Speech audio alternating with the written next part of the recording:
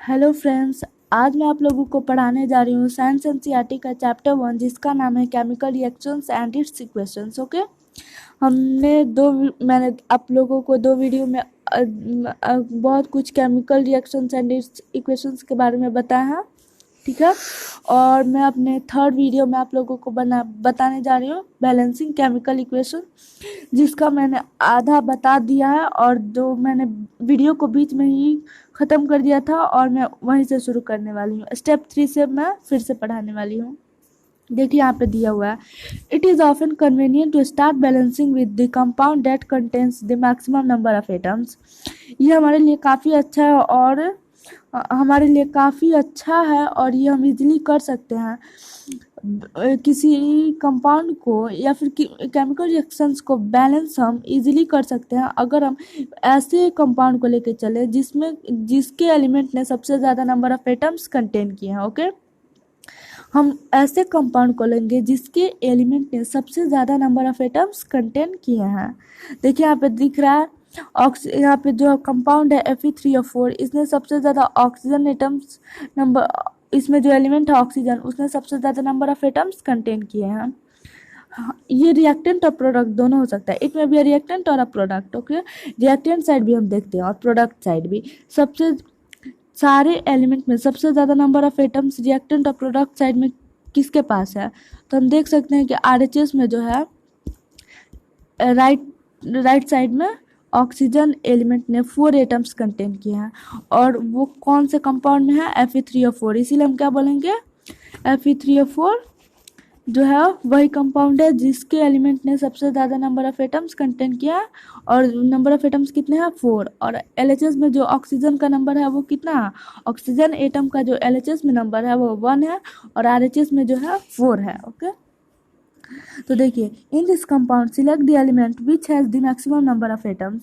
तो हमें maximum number of atoms जिस एलिमेंट ने कंटेन किया है ऐसे कंपाउंड को सिलेक्ट करना है। तो देखिए, वो कंपाउंड Fe3O4 है जिसने सबसे ज़्यादा नंबर ऑफ एलिमेंट कंटेन किए हैं, नंबर ऑफ एटम्स कंटेन किए हैं 4, ठीक है। ऑक्सीजन एलिमेंट जो है यहाँ पे देखिए, सबसे ज़्यादा नंबर ऑफ एटम्स ऑक्सीजन ने कंटेन किए हैं। ऑक्सीजन एलिमेंट ने सबसे ज़्यादा नंबर ऑफ एटम्स कंटेन किया, उसका नंबर है 4। और ऑक्सीजन किस कंपाउंड में है, किस कंपाउंड में शामिल है, वो है Fe3O4। ओके, हाँ, तो देखिए, तो जो एलिमेंट है वो ऑक्सीजन है और इसने सबसे ज़्यादा नंबर ऑफ एटम्स कंटेन किए हैं 4, और वो किस कंपाउंड में है, तो वो है Fe3O4 में। Okay, there are 4 oxygen atoms on the RHS। Okay, तो यहाँ पे बोल रहा है, using this criteria we select Fe3O4 and the element oxygen in it. इस क्राइटेरिया को यूज़ करके हमने सिलेक्ट किया Fe3O4 वो कंपाउंड है जिसके एलिमेंट ने सबसे ज़्यादा नंबर ऑफ एटम्स कंटेन किया है। इस एलिमेंट का क्या नाम है, ऑक्सीजन। ऑक्सीजन एलिमेंट ने सबसे ज़्यादा नंबर ऑफ एटम्स कंटेन किया है, वो है 4, और उसका कंपाउंड क्या है, Fe3O4, ferric oxide. There are 4 oxygen atoms on the RHS and only 1 on the LHS। LHS में बस 1 ऑक्सीजन है और RHS में जो है 4 ऑक्सीजन है। तो इससे हमें नीड है, बैलेंस करने के लिए ज़रूरत है। ओके, हमें इसे बैलेंस करना होगा। तो देखिए, एटम्स ऑफ ऑक्सीजन जो है इनिशियल में रिएक्टेंट साइड 1 है और प्रोडक्ट में 4 है। शुरू में बैलेंस करने से पहले सबसे पहले हमें दिया हुआ है, गिवन है कि रिएक्टेंट साइड ऑक्सीजन जो है 1 है और प्रोडक्ट साइड जो है 4 है, तो हमें रिएक्टेंट साइड भी 4 करना होगा। तो कैसे करेंगे, फर्स्ट ऑफ ऑल मैंने बोला था कि वहाँ पे बॉक्स डालेंगे। बॉक्स हम क्यों यूज़ करेंगे, बॉक्स इसलिए हम यूज़ करेंगे बिकॉज हम अंदर बॉक्स के अंदर कुछ नहीं एक्स्ट्रा ऐड कर सकते हैं।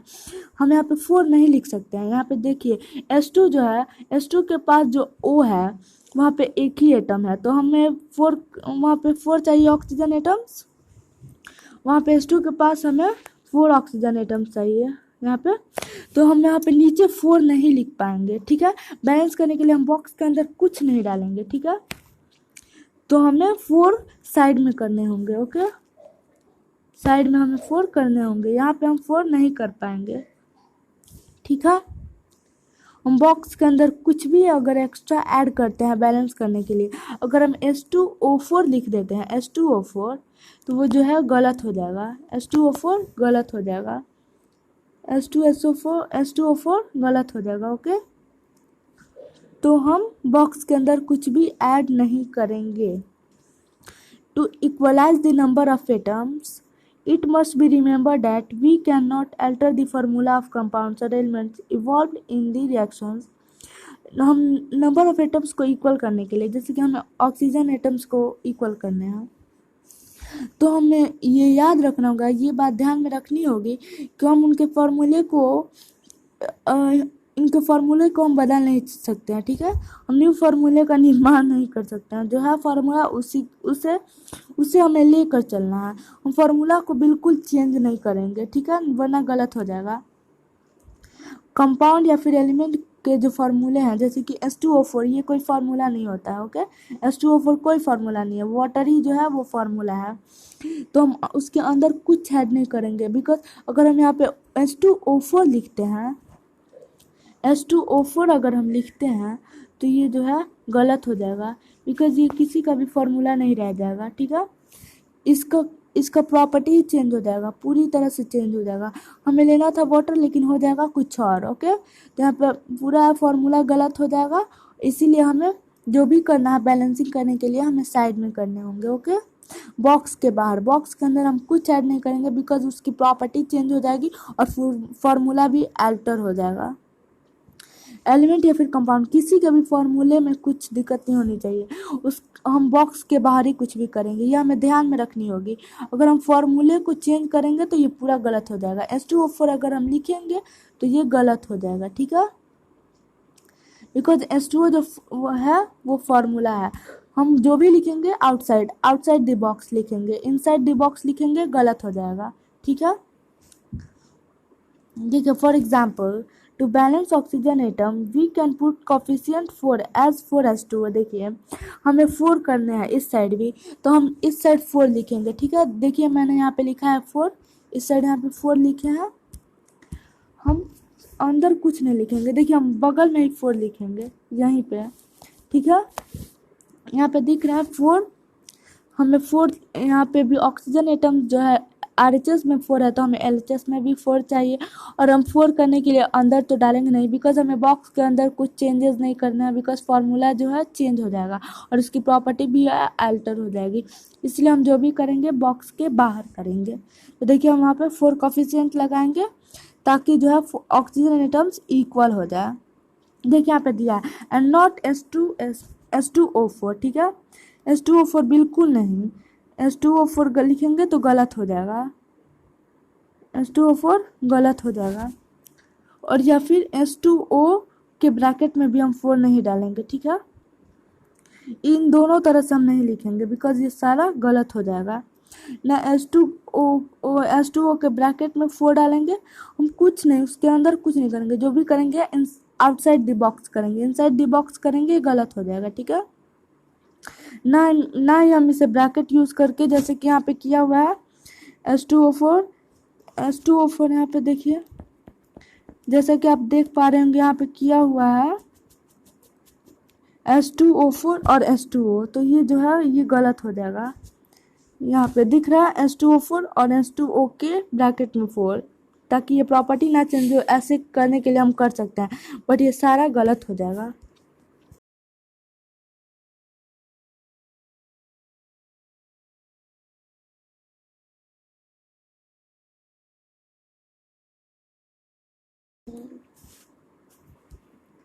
तो इसीलिए हम ना ही H2O4 लिखेंगे, या फिर कई बच्चे ऐसे सोचते होंगे कि यहाँ पे जो है H2O के ब्रैकेट में 4 डालेंगे ताकि इसकी प्रॉपर्टी जो है चेंज ना हो, बट ये भी हमारे लिए गलत हो जाएंगे। अगर हम H2O4 डालेंगे ये भी गलत और ये भी गलत, दोनों तरह से गलत है।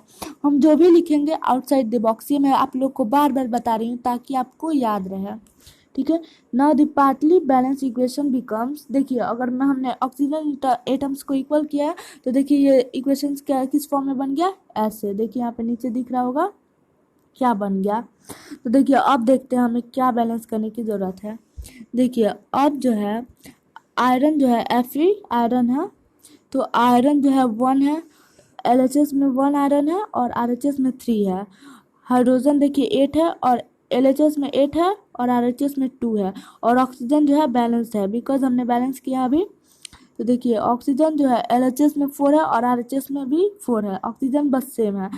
ऑक्सीजन एटम जो है इक्वल है LHS and RHS both side, but जो है आयरन एटम वो दोनों साइड आयरन और हाइड्रोजन जो है सेम नहीं है। तो स्टेप 4 में हम चलते हैं। Fe and H atoms are still not balance. Hydrogen और आयरन एटम जो है अभी भी बैलेंस नहीं है।